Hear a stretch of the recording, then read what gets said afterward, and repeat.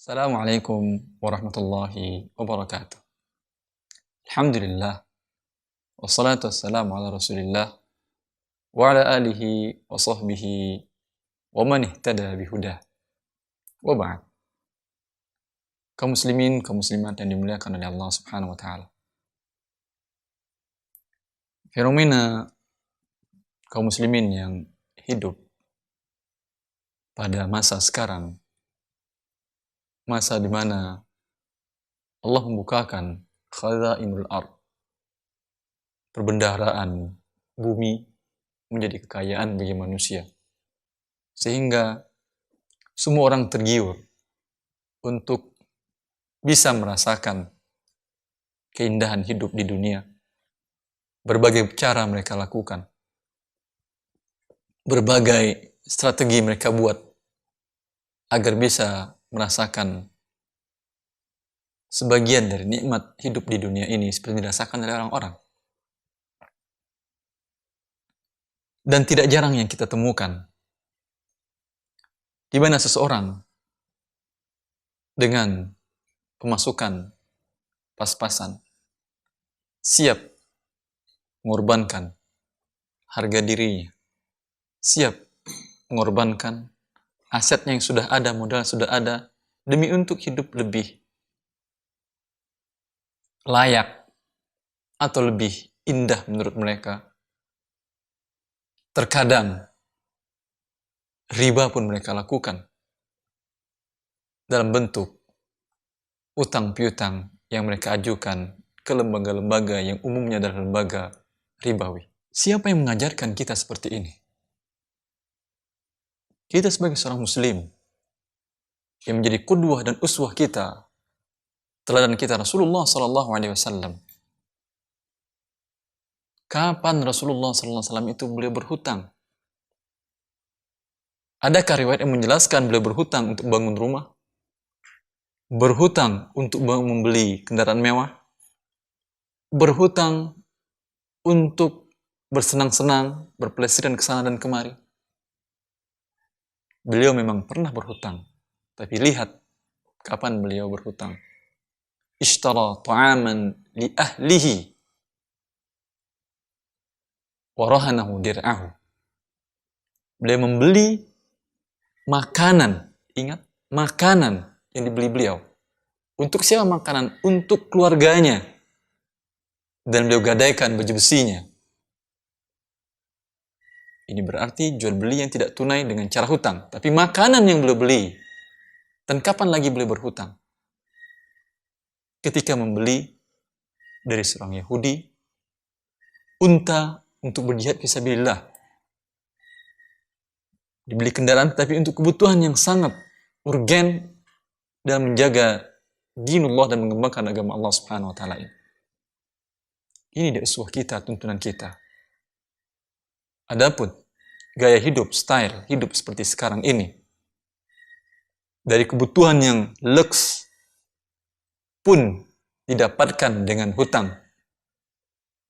Ini gaya hidup orang-orang non-muslim yang negara mereka, negara besar Amerika tersebut, hutang rakyatnya hampir sama dan bahkan lebih besar daripada hutang pemerintahannya kepada negara lain. Bilangan sampai 8 triliun US jumlah hutang dari warga negaranya. Dididik mereka hidup dengan kartu kredit, kartu hutang. Tapi kita, muslim, mempunyai gaya hidup sendiri, tidak gampang diombang-ambingkan dengan melihat gaya hidup orang lain.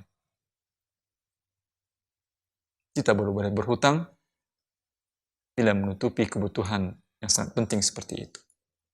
Kemudian adab berhutang ada, wahai muslim dan muslimah, yang memang harus memenuhi kebutuhannya dengan cara berhutang.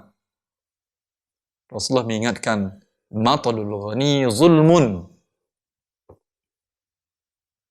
Orang yang mampu membayar hutangnya lalu menunda-nunda, ini adalah sebuah kezaliman. Bila Anda berhutang dan memiliki kelapangan, secepatnya dibayar hutang tersebut. Ya Rasulullah berlindung dari hutang ini. Tidak nyaman hidup beliau dengan hutang tersebut. Meminta perlindungan kepada Allah Subhanahu wa ta'ala dari hutang. Bagaimana kita umatnya tidur dengan hutang, bangun dengan hutang, berjalan dengan hutang, duduk dengan hutang, berdiri dengan hutang, semua dengan hutang, dan merasa lega hidup ini. Pikirkan dengan baik. Setiap saat melambatkan penunaian pembayaran hutang, sebuah kezaliman, kata Rasulullah. Tahu kita arti sebuah kezaliman? Menganiaya orang. Orang yang telah berbuat kepada Anda, memberikan pinjaman kepada Anda, membantu, memudahkan kehidupan Anda. Ketika Anda mampu membayar, sengaja Anda tunda. Kezaliman. Tahu, kalau orang yang dizalimi ini berdoa kepada Allah, dan doa dia dengan Allah tidak ada pembatas sama sekali. Rasulullah mengingatkan kita, mewanti-wanti kita, agar jangan sampai menzalimi orang yang bila dia berdoa kepada Allah, maka Allah langsung kabulkan doanya. Apa jadinya Anda?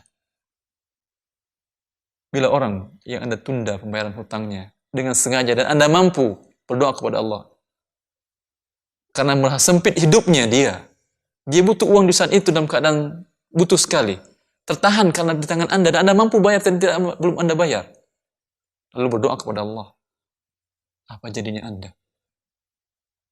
Sampai pun dalam syariat, bila seseorang yang telah diingatkan akan ancaman Allah dengan yang gaib ini, belum lagi merasa berhenti dari menzalimi orang-orang ini yang telah berbuat baik ini, ada ancaman lain.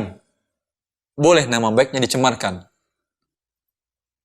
dimasukkan ke dalam daftar hitam, agar kaum muslimin tidak dizalimi juga oleh orang ini.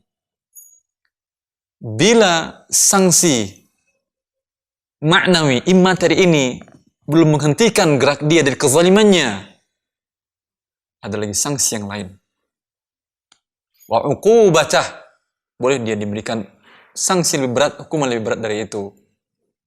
Sufyan bin Uyainah mengatakan, ai al-habsu, boleh diadukan ke pengadilan dan dipenjara. Sekarang tinggal pilih, mau tinggal di penjara atau hentikan kezaliman dengan bayarkan hutang. Ini yang penting kita ingat. Jangan hadis Rasulullah SAW yang memberikan kemudahan kepada kita bahwa siapa yang menerima pinjaman dari orang lain, yuridu ada'ahu addallahu an, dia ingin membayar, maka Allah bayarkan dengan dia. Jangan sampai hadis ini membuat kita berada dalam kondisi yang selalu akan nanti dibayarkan Allah. Tidak itu maksud hadis itu, wahai kaum muslimin, kaum muslimat. Yurid, berkeinginan membayar. Ketika ada berarti langsung dibayarkan. Bukan tunggu nanti, tidak.